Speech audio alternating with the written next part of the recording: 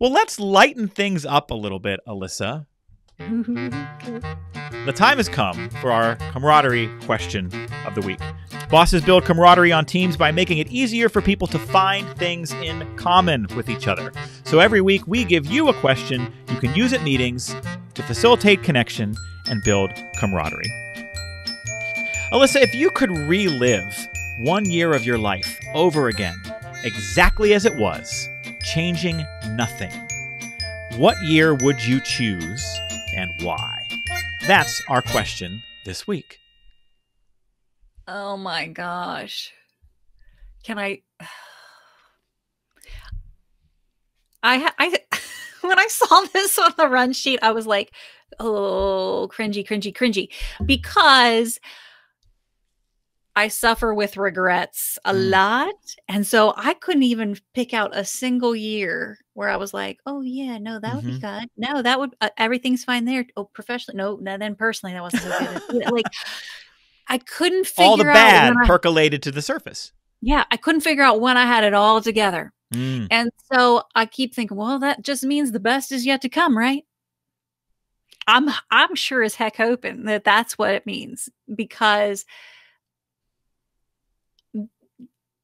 yes, there's a 1,000 different ways in which I could say, oh, I'd relive my 20s, you know, going to the clubs, going with my roommate.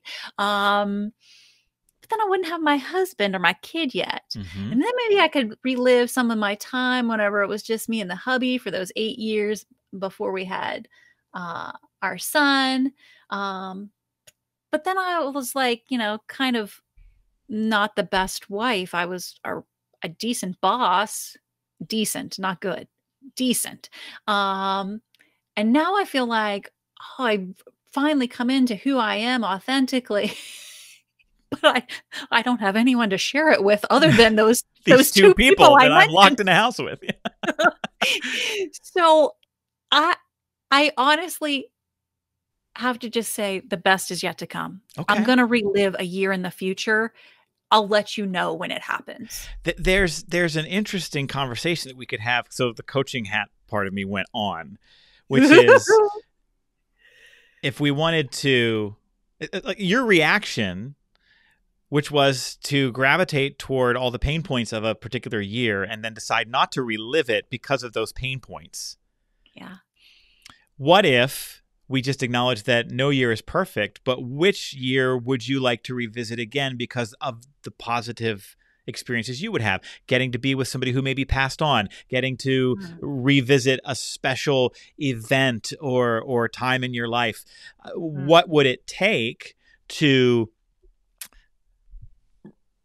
shift the priorities, right? That instead of focusing on the pain points you want to avoid, what are the positive things you'd want to experience? And let me acknowledge that there is irony in the fact that we just finished a conversation about toxic positivity. So I'm not trying to push you away from your pain points if that's where you want to live. But that was kind of what was going through my head is, you know, how do we invert that for you in a way of making it more about the good? Yeah. You know, so if you put it to me that way, what comes up for me is that I would love to go back to that time then where I was still young in my career. I had lots of still friends within the workplace because I wasn't that HR lady yet. I had plenty of friends still from school. So I had this, you know, very wide gift of people and friends that were in my life. And so I think I would go back to, like, I don't know the specific year, but in my 20s, I was somewhere after 21 for sure. That year's a little hazy, but you know, like 23, 24, I think would be really awesome. Just because that I was a lot of fun then. I have no doubt about that. And I think what's interesting is, you know, maybe the construct of this question could be improved, especially as a question that you might take to your team. When you ask folks to repeat a year, that might be daunting. that might be a hard choice. If we change the question to if you could relive 1 week of your life or 1 day of your life over again, exactly as it was, changing nothing, what would you choose and why? Might create less tension or difficulty answering the question, might give you some different insight into folks. That's a good frame. What about you, Joe? Turnabout's fair play, right? Yeah, I thought about this. And my mind kept going back to college. That's probably my undergrad, the time in my life that I reflect on as being something that you only get to do once. And that for a lot of folks, you don't appreciate how special or fun it is. I remember graduating from undergrad and being hyper aware that I was exiting something I'd never get back. And as in the run up to graduation, I was really tuned into that and really trying to appreciate being in college for a little while longer.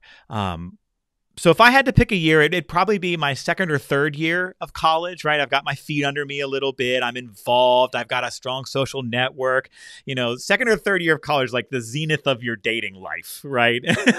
And if I am going back to that time, I had some really incredible experiences performing in some shows and doing some music and things like that were pretty special.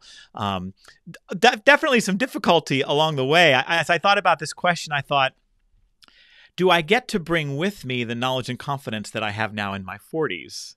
Yeah. And I mean, I guess not. Like even if you did, you couldn't change anything because that's the rule of the question, right? Right.